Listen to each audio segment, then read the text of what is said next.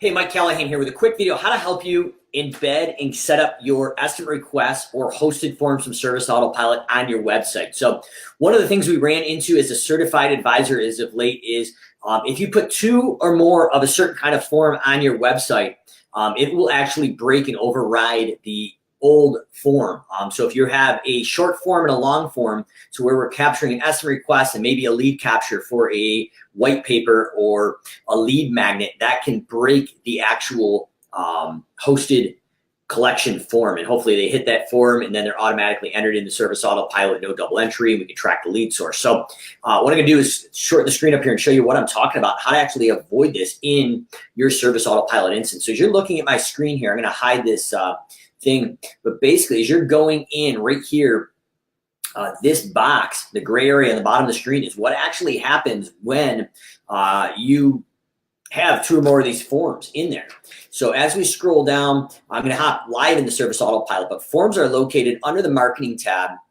Second option down is forms. And when you build out a form, this little area here where the cursor is at is the area that the form is at. And when we hit the publish button, this is how we dive in and actually look at the forms and the different types of code and form.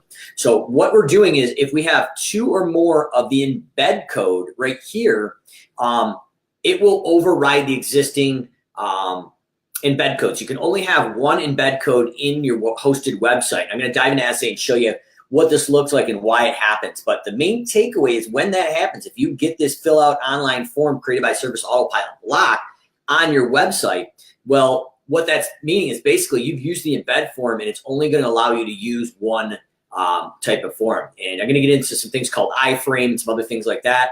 Kind of technical. You don't really need to understand it, but I'm going to show you the reasoning behind it, how to avoid this. So first thing we do is log into Service Autopilot.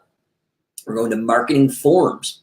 And if you're just joining us, we're talking about if you have two or more Service Autopilot forms on your website page, they will overwrite each other. So what we're doing is we're going into forms. We've gone in and created a form, and we want to go to the Publish tab. And the URL link that would host it by itself is right here. So it's under the little share with your local network. So that's okay. That works fine. The problem we're finding is when you use the embed code, this code right here is not using an iframe.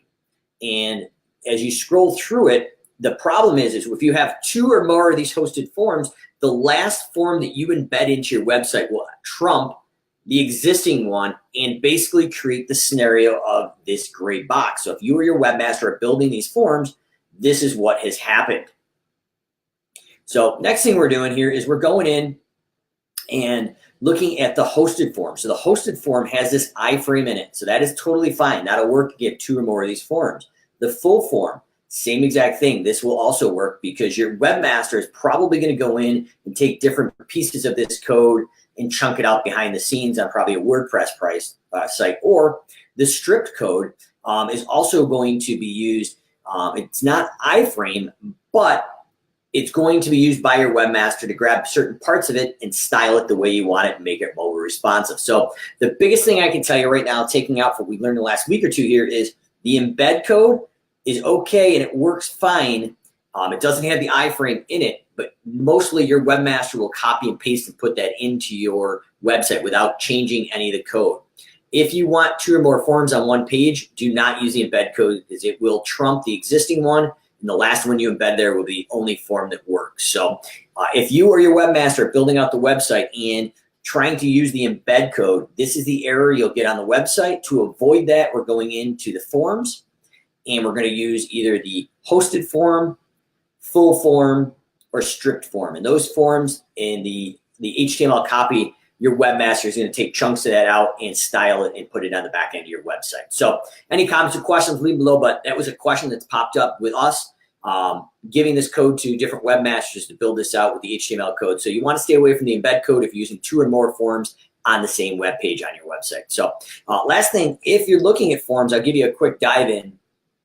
If you're wondering how to make these forms actually create the lead or client automatically, no double entry, you're going to want to add in the fields for first name, last name, and address. Those are the two required fields to create a client, and a lead would be name first name, last name, and email. But the whole thing is when you click on the name, it needs to be mapped back here to first name, last name, and then address needs to be mapped back to the service address, not the billing address, but the service address. Once that is done, it'll automatically populate that lead. We're going to go in the form settings, auto approve or create on submit, and we're going to auto approve, create on submit, update, and create client. Now, by doing those steps, once they filled out that form, they're automatically generating the Service Autopilot, and that lead's been in there.